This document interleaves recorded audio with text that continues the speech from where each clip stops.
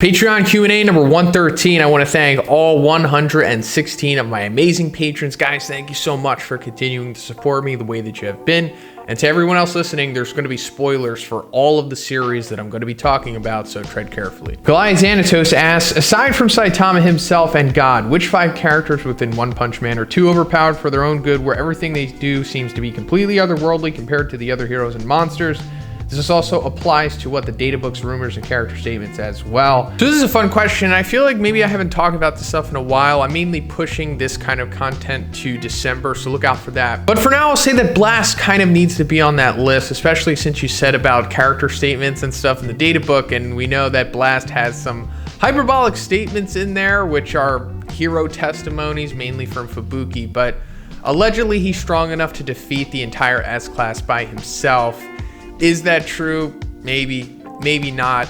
He did solo Elder Centipede despite not taking him out completely, soloed the ninja leader, and he is the #1 hero and has the respect of Tatsumaki pretty much. So Blast needs to be pretty much at the top of that list, aside from like Saitama God and what we know about the organization currently. Maybe they'll be at the top of the list, or maybe Drive Knight will be once we eventually find him out. Boros, of course, to this day currently, we'll say in the manga at least, no one has really been able to replicate what he has done so far. I'm sure Legandaryus and maybe Golden S will once we get to them, but until then, he's still pretty much at the top of the power scale. And then Legandaryus himself, just going off of webcomic, like I said, once we get to the manga, I'm sure he'll be way more powerful, but even his webcomic stuff is clearly a cut above the rest. And Tatsumaki in the manga is pretty insane, and then I'm gonna just lump Sairochi in there with her. I guess we could just count Sairochi as one character, because she'll probably go down as that.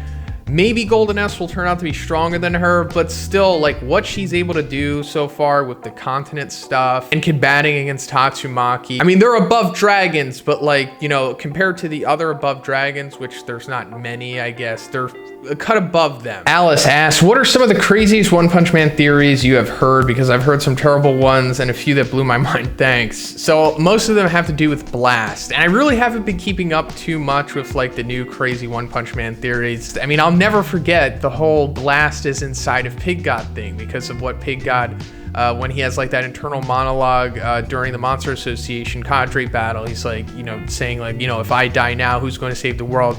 People try to say that Blast was like inside of Pig God, and I know that partly that had to be in jest, but I also assume that some people literally were probably trying to push that theory. And then of course, you know, Saitama is Blast and all of those type of theories, and Blast is Saitama's dad, which, you know, maybe is true, but Saitama being Blast, obviously that's not true. I've debunked it 1,000 times, but still there's, you know, if you look through the comment sections of various One Punch Man YouTube videos, or even the videos themselves, they'll still try to say that Saitama is Blast or something like that. Beowolf asks, what's the disaster level of Muzan from Demon Slayer? So I'm not completely sure yet, but I promise you I will make a video about Muzan, probably 2, talking about how strong he is within the series, and then probably what his disaster level is going to be, you know, 2 separate videos.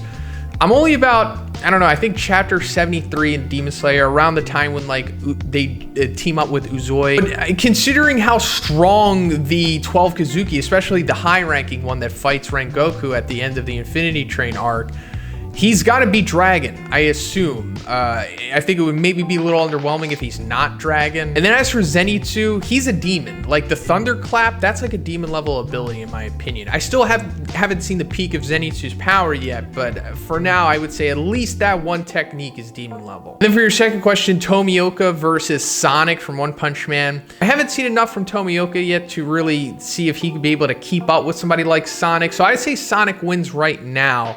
Until I see more from Tomioka. He's no chump. Obviously, he's extremely powerful from how he took out Rui, but saying that he could take out Sonic is a little too much right now. I need to see more. Brushyboi asks, Inuyasha and Shishomaru versus Dante and Virgil. Who do you think wins? So I don't know too much about Inuyasha and Shishomaru, but we did watch some of their battle stuff on the stream a couple weeks ago. And I'll say that they're, at least from what I've seen, are not on the level of Dante and Virgil. Those guys are like on God level, maybe even surpassing it, or maybe around there. I know some of their feats are a little extrapolated, especially the way that the game portrays things, but regardless of all of that stuff, they seem to be on a much higher level than Inuyasha and Shishomaru, in my opinion, so they'd probably win. And then for your second question, how strong do you think Awakened Garo would have been if he fully committed to becoming a monster? I think him staying in the middle, kind of where he was, at least until it's fully explained, is what was making him so powerful, because when he did finally fully go over to the monster side, or almost, more so than he was, you know, towards the very end of the fight, he starts to lose intelligence, and that goes back to what Dr. Genus and what Psychos were saying about how, like, if you become too powerful, or when monsters become too powerful, they start to lose their mind pretty much, and we saw that happening to Garo. So I think him retaining somewhat of his humanity allowed him to stay at that super high level of power. Maybe he became more physically powerful. It remains to be seen at this point, but it would still be detrimental if he didn't have like a sound mind. Crusader Days Volt asks, what do you think of a character in One Piece, One Punch Man, or My Hero having the ability to stop time? No super strength, just a regular dude. I think that would be pretty interesting, and I think it would be more applicable to My Hero or One Piece. We have seen a time fruit in One Piece, but that only allowed Toki to jump forward into time. We haven't seen anybody with like the world from like JoJo's powers yet. Also in My Hero, maybe once Eri awakens her quirk or something like that, she'll be able to go back in time or something like that, like some of us speculate is going to happen, maybe. But the stakes would be higher in those series, because if somebody could stop time, like within the One Punch Man world, Saitama would still be able to defeat them, I assume. But I would like it if somebody in like One Piece had a time fruit that allowed them to stop it, kind of like, you know, the world stand from JoJo. Like if they could just stop time for as long as they want, that's way too broken. But if it was like a time limit the way that the world was, I think that would be pretty interesting. And of course, them just being regular, not super strength or anything else, would give it a nice balancing factor. And then for your second question, Muzan from Demon Slayer versus Atomic Samurai. So going back to what I said about earlier, I'm still not done Demon Slayer yet. I'm only around chapter 73 or somewhere around there. So I have yet to see the peak of Muzan's power. I really have yet to see much of it, only have tastes of it up until this point. So I'm not sure what his true speed is like, but given, you know, how powerful the 12 Kazuki are, especially the higher ranking members are, Muzan is obviously many levels above them. I'm assuming it's got to be like an Aizen to the Arrancar type of gap. So maybe he could present Atomic Samurai competitive fight, just taking a guess right now. But once I'm finished Demon Slayer, I'll go into him and I'll get a better grasp of how he would do against the S-Class heroes. Delamante asks, hey Z, can you rank the Hashiras based on how much you like them so far? So number one, Tomioka. I really like Tomioka since, you know, he was first introduced up until his moment against Rui, and then him at the Hashira meeting, you know, defending Tanjiro. I just really like Tomioka, especially since characters like him are usually supposed to be unlikable, but Demon Slayer makes somebody like him likable and redeemable, and I really like Tomioka so far. I'm not getting too attached to him because I know that characters are not safe in this series, and that brings me to number two, Rengoku. Really liked Rengoku. Spoilers, like I said in the beginning, I have, you know, read the Infinity Train arc, so I know what happens. It's unfortunate. He is the Mirio of this series, but he was a strong character, I think, while he lasted. Then number three, Uzui, and mainly because we're just getting some development on Uzui, at least where I am currently in the series. It was around like chapter 73 or something like that. And he's pretty cool so far, even though he's, you know, kind of unlikable as well. And then number four, Shinazugawa. You know, we got to see him at the Hashira meeting. Still have yet to return to his character in the story so far.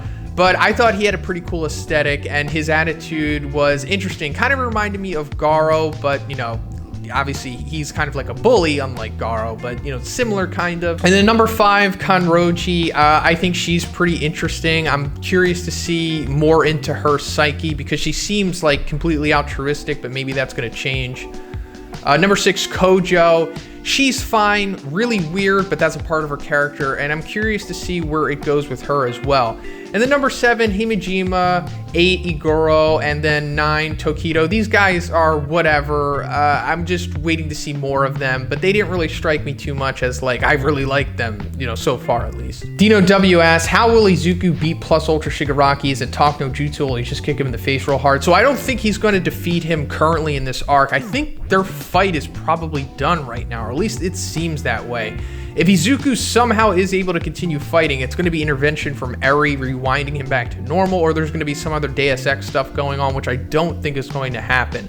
Now, if you're talking about like end of series, if it does go to like, you know, a latter part of the series and we're like talking chapter 500 territory or something, I think he's just going to defeat him the old-fashioned way with like a big move. You know, like think about All Might with the United States Smash on All For One. I think it'll be something like that, but on a much grander scale, possibly. Maybe he fuses all of his quirks into one combo move or something like that. And then for your second question, are you looking forward to WandaVision next month? I really want to see how they tie in the X-Men with that show. Yes, I'm really excited for that. I'm actually going to get Disney Plus just so I can watch that show. And I did hear that they're going to introduce the X-Men element using that show, but I don't know if that's going to completely flesh it out fully. I'm just really looking forward to it because it looks super interesting, and it's also going to tie into the second Doctor Strange movie. GardenShed asks, Chapter 291 of My Hero has me a little confused. Genis came in and restricted Dobby.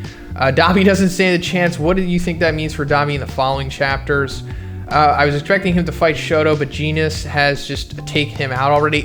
So he is definitely bound up in those last couple panels of the chapter, but I assume that he's got to get out of it some way. I mean, his hands are still free, so he could still like do fire stuff, or he could still kind of do the propulsion from his feet or something. And like I said in my review, there's that ticking clock with Gigantomachia and Shigaraki. Like once Shigaraki becomes conscious, or All For One becomes conscious, or whatever, it takes him over, he's going to give that order to Gigantomachia. So once that happens, I assume that he's going to free whoever from Genis and then fight back and whatnot. I don't think Dobby's going to get completely captured at this point, but maybe him being bound will allow Endeavor or Shoto to talk to him without him fighting back. Meanwhile, that allows the League of Villains to do stuff, and also the League of Villains are there, you know, Spinner, Mr. Compress, Skeptic, and then Toga is still on her way, so they can always foil what Genis is doing and then free Dobby, of course. So yeah, I've checked out God of High School. I read a little bit of it, but I also watched the entire first season. I did a review on it. I loved it.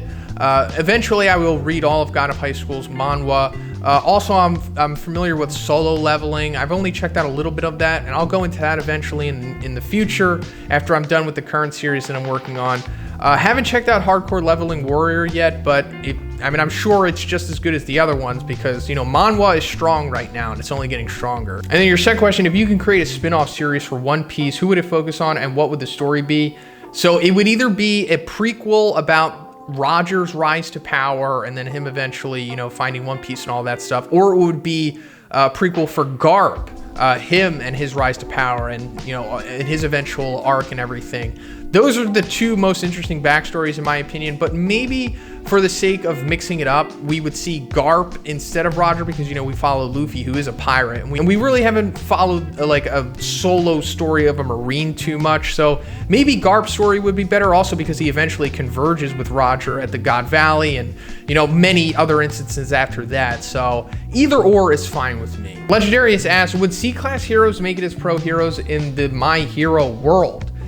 It all depends. It would have to be the C-class heroes that have significant abilities because, like, it's implied that in the My Hero world, if you don't have a quirk, it's extremely hard to be registered as a pro hero. So like Gear Spur, he would be a shoo-in for like a pro hero possibly, or at least a sidekick until he unlocks his abilities. And then Poison. If Poison had like a poison quirk instead of hanging the poison on his weapons, then he could probably be a pro hero as well. And then for your second question, would a Zoan fruit be considered a monster transformation in the One Punch Man world? I assume so, yeah. There wouldn't really be any other explanation for somebody doing that. I mean, maybe they can pass it along as it's some kind of mutation that's not attributed to monsters, but that would be a kind of a hard sell. I mean, think about like a My Match transforming into that monster. Nobody was buying that, like, that was just something that's not a monster, you know what I mean? So the only real explanation for that in the One Punch Man world would have to be something to do with monsterification. Little Ferrari asks, how do you think an interaction between Blast and Garo would go? Well, I assume maybe it would be similar to how it was with Saitama and Garo. I don't think, well, at least from what we've seen and heard of Blast so far, it seems like he wouldn't treat Garo too hostilely. I mean, of course, he would try to stop what Garo was doing, but I don't think he would be too rough with him. And I know the whole thing about the ninja village kids and all that stuff, we don't know the full story about that yet, so I'm going to reserve my judgment until we do know the full story. But it just seems like Blast would probably be more understanding with Garo than maybe the other heroes are possibly. I don't think he would let him go free. Maybe he would try to take him in and, I don't know, maybe try to rehabilitate him into becoming a hero possibly. Mr. Awesome asks, what if All For One had never created One For All? I assume that he would probably be still like the ruler of the underworld up until currently in the story, and even if not the underworld, which he originally was, maybe just the ruler of the world at that point, because there would be nobody to stop him. And over those years, without being contested by the users of One for All and everything, he would essentially be unstoppable, I guess. I mean, you would need to have like a team of a whole bunch of people, including like Aizawa's quirk, and even to come close to, you know, stop him or something. I mean, the only thing that was able to stop him was overpowered All Might in his prime. And the only person that we know about that came close to that, and I say, you know, relatively close, not really, was Captain Celebrity, and even Prime All for One would probably still defeat him. So it's not looking good if there was no One for All. And then for your second question, what monsters are the most iconic for each threat level? So I'd say Wolf Tongue Stretcher, Tiger Konbu Infinity, Demon Deep Sea King, Dragon Carnage Kabuto. I mean, these are all like season 1 and season 2 guys, but you know, I think they are pretty much the poster boys, at least for when I think of a disaster level. And then God, obviously there is no God yet, but you know, clickbait videos on YouTube say that there is, so maybe the casuals and some of the semi-hardcores will associate like, I don't know, Orochi, Awakened Garo, Boros with him, possibly. Snowpeas asks, with this new Jujutsu Kaisen episode, what disaster level would you give Gojo? My opinion on his feats is a mid-demon, but with his domain expansion, pushed him to high dragon. I mean, even without the domain stuff, I was already clocking him at a dragon minimum. He had some crazy abilities. I mean, that the volcano dude, I forget his name, he was pushing dragon level almost. Once he does that domain stuff, that's like JoJo type stuff. Like, I mean, if that can affect anybody, that's maybe even above dragon level stuff. I'm not saying it is completely, but it's, you know, high dragon for sure. It's he's really powerful, and we've only just got a taste of his power. I'm really looking forward to reading Jujutsu Kaisen in the future and getting to the bottom of how strong Gojo could possibly be. Wolffire54 asks, I heard that the producers of the One Punch Man live action adaptation are thinking of casting Henry Golding to play Saitama. What do you think about that? I haven't seen the movie Crazy Rich Asians, but it was successful from what I know. So I guess he's a good actor, and if he's a comedian, then he can play that comedic aspect of Saitama. I don't really have high hopes for this movie. I think it's going to be bad probably and normified for sure. So it doesn't really matter who they cast, because I think it was probably always done on arrival regardless. And then for your second question, if they made a live action My Hero movie, who would you want to see play All Might? I think it would have to be The Rock. I think he would be an awesome All Might. He could play that role very well. I mean, they would have to change his aesthetic, because The Rock would probably look weird if he was like literally dressed up as All Might with his hair and everything. I mean, he could wear his suit, but maybe just keep him bald or give him some kind of different hairdo. But I think The Rock would be an awesome All Might. That's pretty much it for the video today, guys. Once again, I want to thank all 116 of my amazing patrons. If you would like to be in next week's Q&A, simply check out the $5 tier on Patreon. That will give you access to this video. If you haven't already, please subscribe as well. Trying to reach 100K by the end of the year. Have a great day. I'll see you in the next one.